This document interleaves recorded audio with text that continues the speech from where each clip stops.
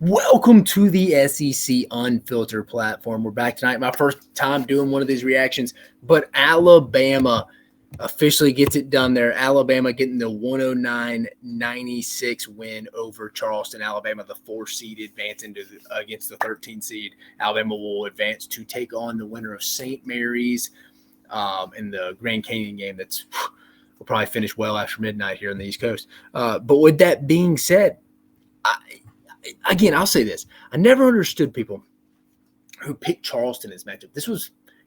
They're Alabama light.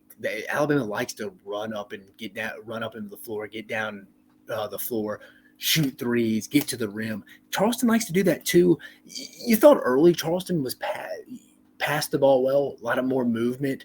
And then the game settled in, and Alabama kind of took over. Obviously, going into the half, Alabama up 16. But I never understood people picking this. This was probably the dream scenario for Alabama, this specific first-round matchup. I'm not talking St. Mary's, Grand Canyon, but this specific first-round matchup outside this pod in Spokane in itself, Alabama wasn't going to lose this game. I mean, this is like comparing Coke to Diet Coke. This is what it was. Alabama has better athletes, better scores. Mark Sears goes for 30, 9 for 13.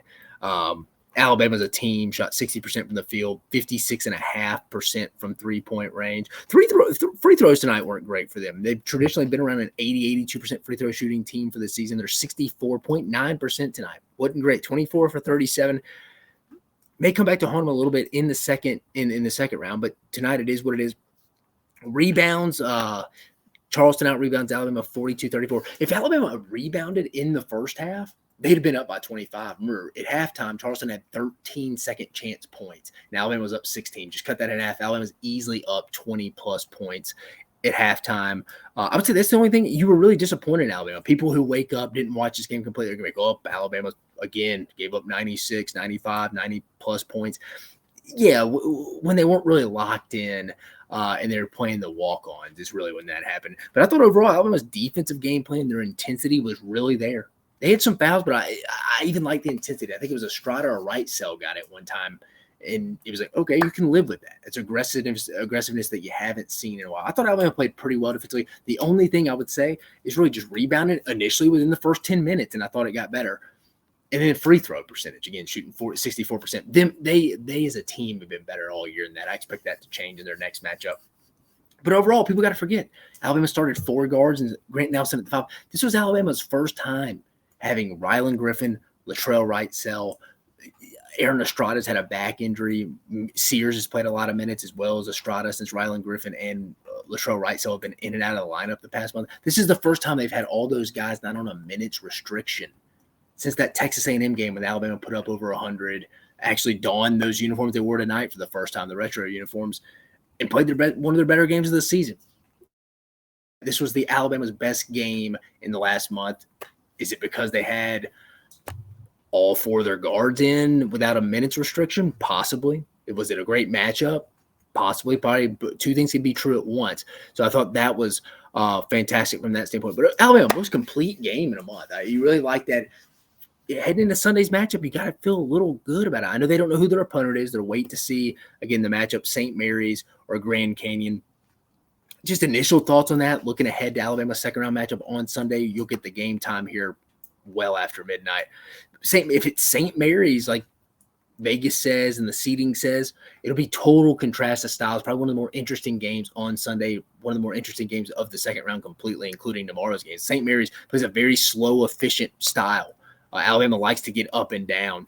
That game's going to come down to who flexes its muscles and forces their game on the other team. That's what it'll come down. If it's St. Mary's, again, I'm not totally out of the realm. My bracket's been back and forth this week between Grand Canyon because Grand Canyon has some legit guys in the front court that I think could cause some Alabama some problems as well in this matchup. Looking at the box score again, I like to talk a little bit more of opinion than box score, but just going through it. I mean, Alabama didn't let too many guys go off. I mean, how many got 1, 2, 3, 4, 5, 6. I mean, Alabama let 6 guys for Charleston go double digits. I mean, nothing big, but nobody went over 20.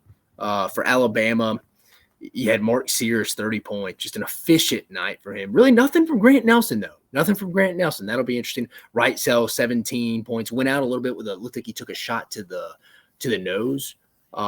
winning. It didn't come out at half, but he was starting in the second half. So Alabama was fine there. Thought Aaron Estrada had a pretty effective night, 6 for 14 from the field, 1 for 4 from 3. But overall, he had 7 rebounds, 8 assists. I thought he had a pretty good night there.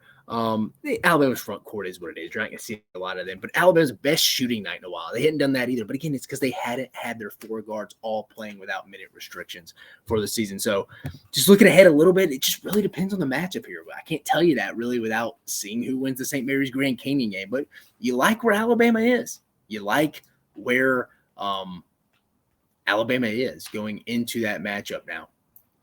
But just previewing that, thought Alabama's best game they've played in a month since that Texas A&M home game. I forget the exact date, but since that Texas A&M home game before Latrell Wrightsell went out in concussion protocol. So if you're Alabama, you kind of like either matchup Sunday. They're going to play well. They're going to play well again.